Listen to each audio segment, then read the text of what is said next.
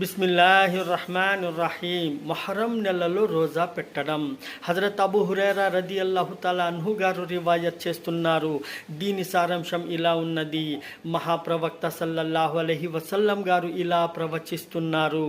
రంజాన్ నెల రోజాల తరువాత మొహరం నెల రోజాలు ఉత్తమమైనవి. మరియు 5 ఫర్జ్ నమాజుల తర్వాత, రోజులో 5 ఫర్జ్ నమాజుల తర్వాత ఉత్తమమైన నమాజ్ తహజ్జుద్ నమాజ్ అయినది. అందుచేత సోదరులారా, మనందరము కూడా ఈ మాహే మొహరం నెలలో 9 మరియు 10వ రోజు లేక 10 మరియు 11వ రోజు రోజా పెట్టడం ఉత్తమమైనది. మరియు తహజ్జుద్ నమాజ్ ఎహ్తమాం చేయడం ఉత్తమమైనది. ముస్లిం షరీఫ్ నుంచి రివాయత్ ఉన్నది. అస్సలాము అలైకుం వరహ్మతుల్లాహి వబరకాతుహు.